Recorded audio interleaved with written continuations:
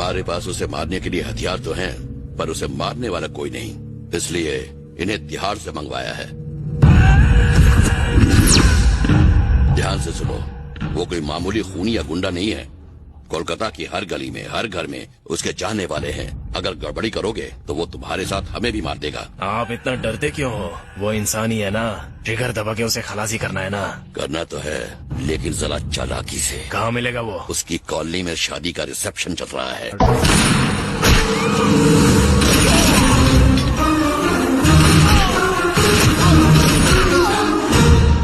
किसने भेजा था तुझे? नरपत भाई और डीजीपी ने।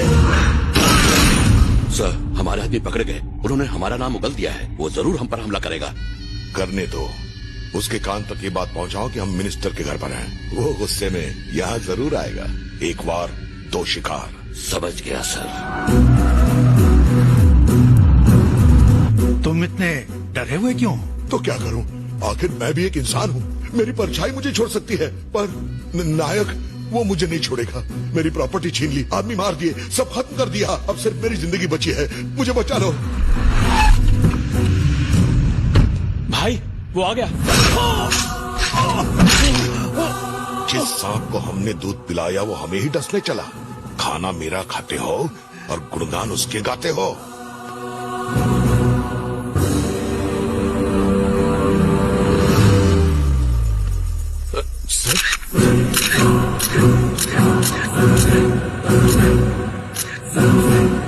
सिद्धार्थ नायक के हाथों मिनिस्टर का खून। क्या बकवास कर रहे हो?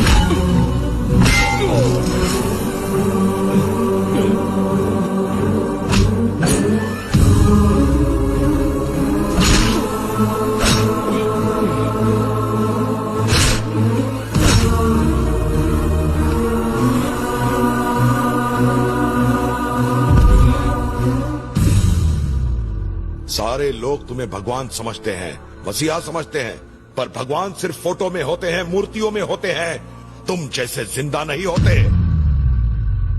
तुमने गरीबों में जो जमीन बांटी वो सब फिर से मेरी होगी। मैं अपना धंधा फिर से शुरू करूंगा जिस पर तुमने ताला लगाया है। मैं तुम्हारे चाहने वालों को ढूंढ ढूंढ कर कुत्ते की मौत मारूंगा। ये तुम्हारा चमचा मिनिस्टर तो मर गया, इसकी जगह मैं नया मिनिस्टर बन जाऊंगा। हाँ भाई। देख तो मर गया कि नहीं? टपक गया भाई। इसकी लाश को गंगा में फेंक दो। मिनिस्टर का खून करके वो भाग गया, ऐसा एफआईआर दर्ज करो। Okay sir. सिर्फ हम ही जानते हैं कि वो मर गया है। जनता तो नए मिनिस्टर का जरूर इंतजार करेगी।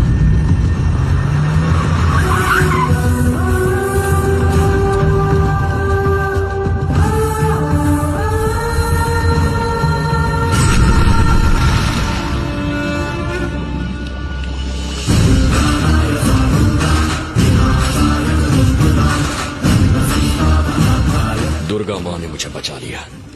मिनिस्टर का खून मैंने नहीं किया, ये साबित करना मेरा मकसद नहीं था, पर उन राक्षसों का सफाया करना मेरी जिंदगी का मकसद बन गया।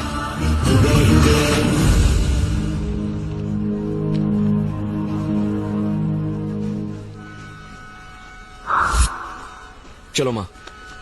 अरे कहाँ जा रहा है? ये ट्रेन तो कोलकाता जा रही है। हम भी वहीं जा रहे हैं। कोलकाता क्यों? बताता हूँ। नायक भाई, आपसे मिलने के लिए कोई आया है। कौन है? दिखता तो बिल्कुल आपके जैसा है।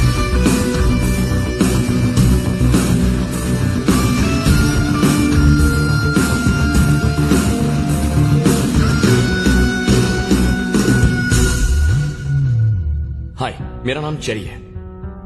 सिद्धार्थ, तुम्हारे बारे में पढ़ा इसलिए तुमसे मिलने चला आया। लेकिन क्यों?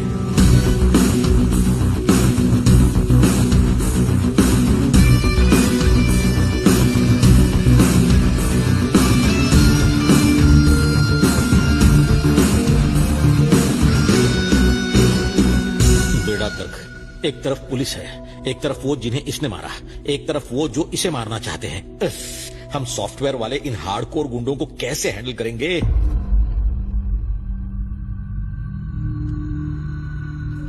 नमस्ते नरपत भाई। कहाँ गायब हो गए थे? उसने इतना मारा कि बाथरूम आना जाना मुश्किल हो गया था। आप फिक्र मत कीजिए, हमने पार्टी बिल्कुल नहीं बदली।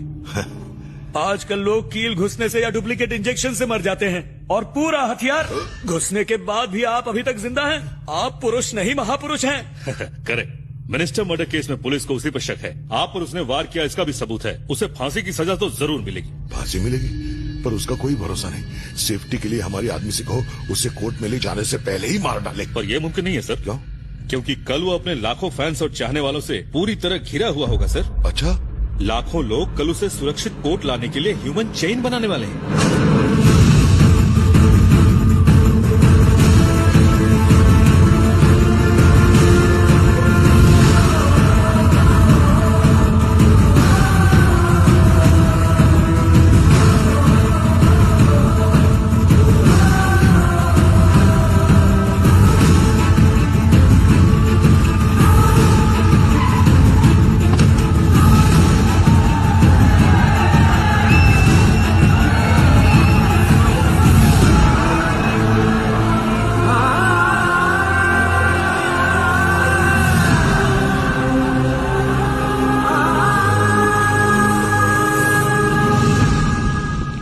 इतनी छोटी सी उम्र में भी इसकी कितनी बड़ी फैन फॉलोइंग है। फॉलोइंग अच्छे कर्मों से बढ़ती है, उम्र से नहीं।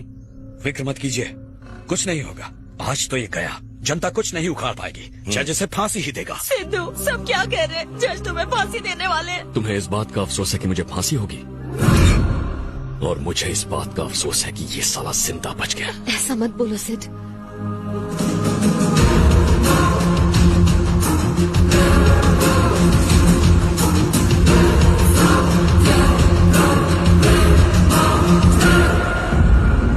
योर ऑनर, ये होम मिनिस्टर मर्डर केस में आरोपी है। इसने डीजीपी और टैक्सी सेठ को बड़ी बेरहमी से तड़पा तड़पा कर मार डाला। हमारे नए होम मिनिस्टर निर्भय नामचीन जी पर भी इसने जानलेवा हमला किया, जिसके हमारे पास ठोस सबूत है। ऐसे आरोपी को मौत की सजा सुनाई जाए ताकि और कोई मुजरिम बनने की जरूरत न कर सके। यही मेरी कोर्ट से गुजारिश है।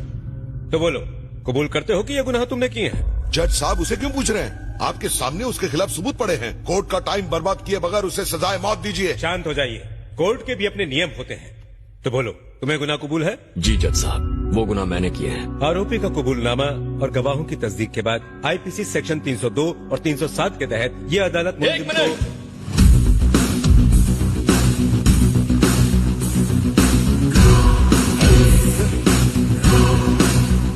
ये क्या लफड़ा है? ये तो बिल्कुल जेरॉक्स कॉपी है। दोनों में असली कौन सा है ये तय करना मुश्किल है। ये तो कुंभ के मेले में बिछड़े हुए जुड़वा भाई लग रहे हैं। टिकट कटी मुंबई की कलकत्ता पहुंच गया।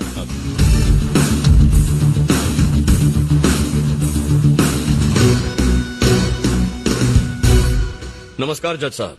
तुम कौन हो? हूबहू इसकी तरह दिखते हो। मेरा नाम सिद्धार्थ नायक है। ये सारे गुनाह मैंने किए हैं। नहीं योर ऑनर, मैं हूँ सिद्धार्थ नायक। मुझे लगता है ये मेरा कोई फैन है। पता नहीं क्यों मेरे जैसे कपड़े पहनकर मेरे सारे गुनाह अपने सर ले रहा है।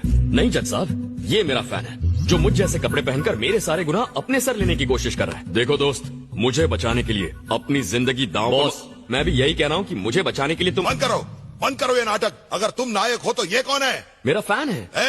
वो तुम्हारा फैन है तो तुम कौन हो? सिद्धार्थ नायक। नहीं नहीं नहीं, मैं हूँ सिद्धार्थ नायक। नहीं मैं हूँ मैं हूँ सिद्धार्थ नायक। सिद्धार्थ नायक मेरा नाम है।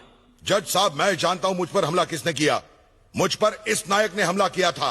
फांसी दे दो इसे। इनकी बात मत सुनिए जज साहब, लगता है ये कंफ्यूज हो गए। आप इन्हें 5 मिनट बाहर भेजिए, मैं आपसे कुछ बात करना चाहता हूँ। अदालत 5 मिनट के लिए मुलतवी की जाती है। जी, पूरा कबाड़ा हो गया। जो मैच आसानी से जीतने वाले थे उसे बारिश की वजह से बीच में ही रोकना पड़ा। वो दूसरा आदमी कौन है? वो चेरी है, मुंबई में सॉफ्टवेयर इंजीनियर है सर। पहले हम भी कंफ्यूज हो गए थे, इसीलिए उसे अरेस्ट कर लिया। क्या कर रहे हो? तुमने हमशक्ल को देखा था पहले? वो बेगुनाह था ना सर, इसलिए पहले उसे अरेस्ट किया, फिर बाद में छोड़ दिया। तुम्हें सीबीआई में भर्ती किसने किया? दिल पे मत लो सर। सर, अभी 5 मिनट का ब्रेक मिला है। मुझे लगता है उन दोनों ने जगह जरूर बदल दी होगी। आप जरा संभल कर। ये बताइए कि इनमें से हमला किसने किया था? दोनों ने जगह बदल दी होगी। इस आदमी ने। पहले तो तुमने इसे कहा था। क्या कहा? इन्होंने जगह नहीं बदली? नहीं बदली। बेवकूफ गधे। दोनों को फांसी देकर मैटर क्लोज कर दो। दोनों को दे दो फांसी, इन्हें छोड़ना नहीं। दोनों को लटका दो। मैं कहता हूं। साइलेंस। मत भूलिए कि आप जिम्मेदार पद पे बैठे। ये बातें शोभा नहीं देती आपको। कानून के मुताबिक 100 गुनहगार छूट जाए तो कोई बात नहीं, पर बेगुनाहों को सजा नहीं होनी चाहिए। मतलब केस का तो दी एंड हो गया रे। ये दोनों इंसान एक जैसे दिख रहे हैं, इसलिए मुजरिम को पहचानना मुश्किल है। लिहाजा कोर्ट सीबीआई को यह आदेश देती है कि इन दोनों को उनके परिवार और दोस्तों के साथ घर पर ही नजरबंद रखकर असली गुनहगार को पहचाने और कोर्ट में पेश करे, वो भी 10 दिनों के अंदर।